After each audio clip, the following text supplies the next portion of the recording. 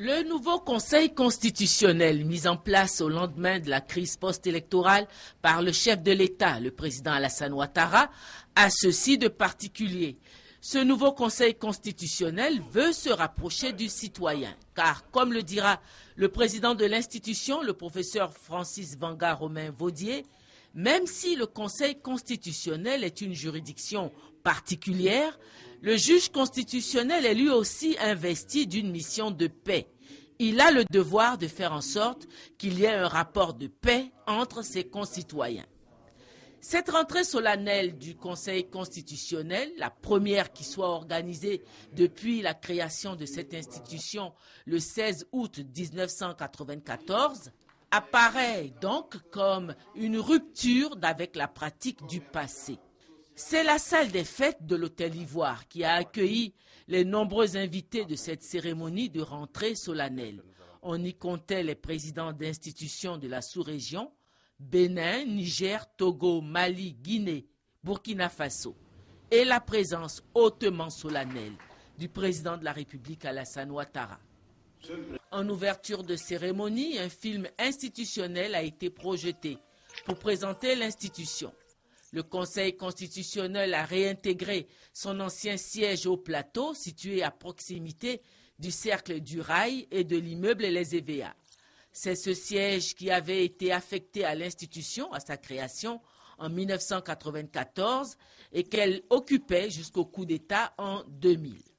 Le Conseil constitutionnel a à sa tête un président nommé par le président de la République.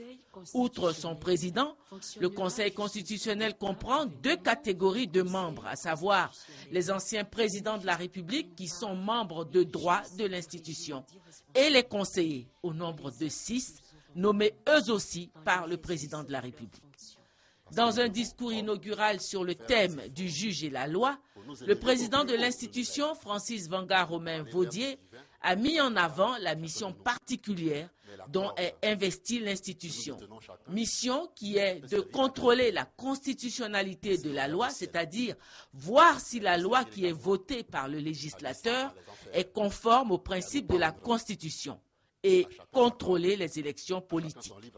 Sur ce point, le président Francis Vangar-Romain Vaudier soulignera d'un ton ferme que le juge constitutionnel ne doit appliquer que la loi ou démissionner s'il veut faire prévaloir ses propres opinions et ses choix personnels. Le juge, surtout constitutionnel, doit être extrêmement prudent pour ne pas sortir de son rôle. Parce que lorsque le fleuve sort de son lit, il déborde en torrent tumultueux, susceptible d'emporter presque tout sur son passage. Le juge doit revenir à lui-même pour s'auto-contrôler, en puisant en lui-même les ressources de ce contrôle. Le juge, homme de droit, doit être droit. Le juriste n'a pas à s'interroger sur la justesse du droit. On lui demande, le juge, d'appliquer la loi, en s'interdisant d'apprécier la loi. Mais pour être juge, je n'en reste pas moins un homme, un citoyen, jouissant de mon self-arbitre. Et quand la justice du droit se détache de ma propre justice, quand je ressens vigoureusement la loi comme injuste, que dois-je faire? Si je reste juge, j'applique cette loi, même injuste. Mais pour retrouver ma liberté de citoyen, je peux et je dois démissionner pour m'accorder avec moi-même et ne pas me cacher derrière ma fonction pour faire passer des idées personnelles ou des intérêts personnels. En sa qualité de chef suprême de l'État de Côte d'Ivoire, le président de la République est intervenu pour encourager le Conseil constitutionnel et son président Francis Vangar-Romain Vaudier à poursuivre dans la voie de l'impartialité et la droiture pour que la Côte d'Ivoire ne vive plus jamais les déchirements qu'elle vient de connaître à cause de la forfaiture commise par le précédent Conseil constitutionnel. Monsieur le Président du Conseil constitutionnel, vous connaissez mon admiration pour vous. Vous êtes droit et vous êtes un homme de droit. La haute institution que vous dirigez est, à n'en point douter, l'un des principaux leviers de l'État, de la République et de la démocratie. Pour avoir perdu de vue cette réalité cardinale, le précédent Conseil constitutionnel avait cru devoir servir aux Ivoiriens une décision truquée, mensongère, de convenance politique qui, par son caractère inique, a coûté à notre cher pays la plus grave crise de son histoire. Cela a été très grave pour les Ivoiriens. Certes, à son honneur d'avoir fini par consacrer la vérité des urnes, mais les conséquences de cette forfaiture hantent encore le quotidien des Ivoiriens.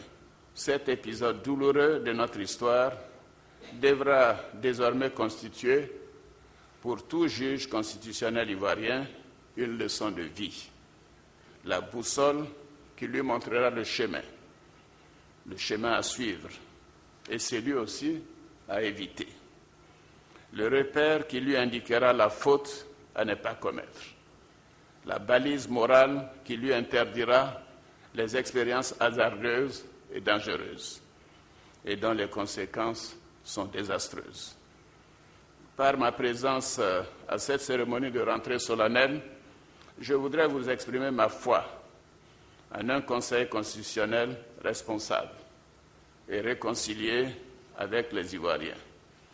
Et je dois vous dire, Monsieur le Président du Conseil constitutionnel, chers conseillers, que cela n'est pas chose facile, car certains des précédents conseils constitutionnels ont véritablement discrédité cette haute institution.